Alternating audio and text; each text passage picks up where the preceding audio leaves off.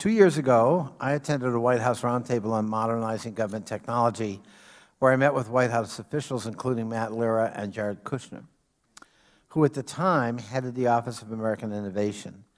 They discussed the administration's plans to modernize the federal government's legacy information technology systems and to leverage emerging technology.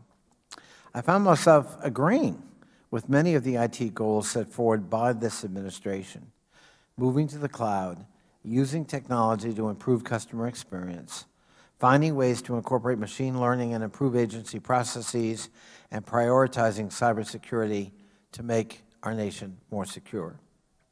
However, agreement with the administration's technology modernization goals does not mean giving any administration carte blanche to pursue those goals. The federal government spends nearly $90 billion per year on information technology, and as we've learned through the biannual FITARA scorecard, many IT efforts go sideways because they lack proper leadership and oversight. Taxpayers deserve a government that leverages technology to serve it, and also one that invests dollars wisely and transparently. That's not always happened. In 2016, this subcommittee, along with the then Subcommittee on Information Technology, held oversight hearings to examine whether 18F and the U.S. digital services were fulfilling their missions. 18F was launched in 2014 to help agencies improve digital services. What began as a 15-person startup soon morphed into an office of 185 people that was spending $1 million more per month than it was recouping in revenue.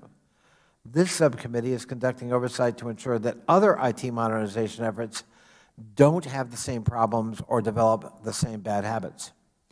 Across several administrations, the General Services Administration has been tasked with operating programs designed to facilitate the modernization of existing technology. The Obama administration launched the Presidential Innovation Fellows in 18F to help agencies ostensibly tackle technology challenges. More recently, the Trump administration launched the Centers of Excellence initiative to help federal agencies move to the cloud, adopt artificial intelligence, and better use data analytics, among other efforts. What are the results of those efforts? Are they achieving the stated purpose? Are they providing services that can better be delivered by the private sector? These are the questions we hope to address this afternoon, and they're not unique to this administration. GSA is also responsible for ensuring agencies have access to the telecommunications and IT solutions that are needed to meet mission requirements through the new Enterprise Infrastructure Solutions, or EIS, contract vehicle. EIS is critical to the federal government's IT modernization efforts and will help facilitate major improvement, efficiencies, and cost savings.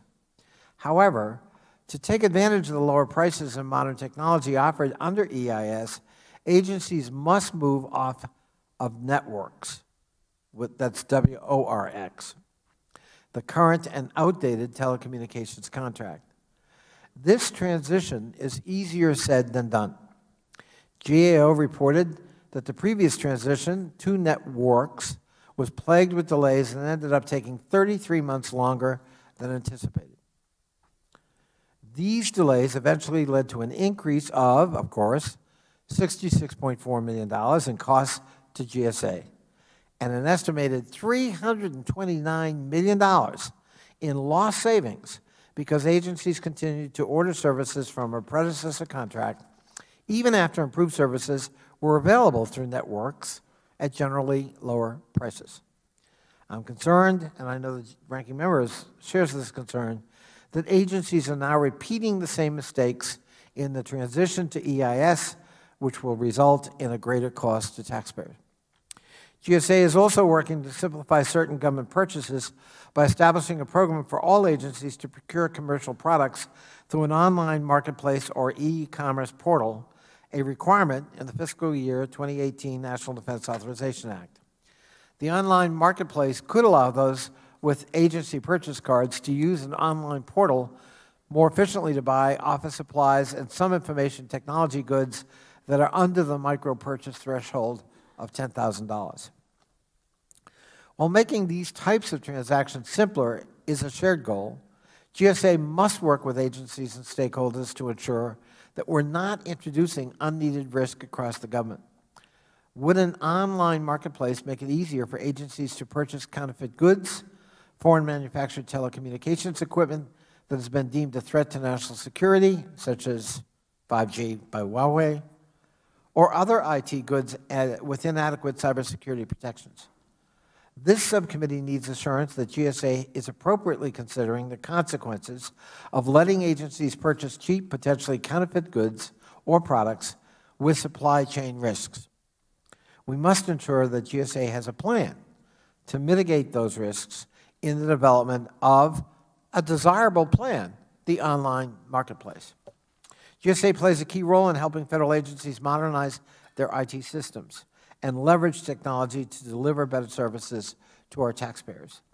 I'm hopeful that the programs we're examining today can achieve their promised savings and deliver better government to Americans. And with that, I call upon the ranking member, Mr. Meadows, for his opening statement.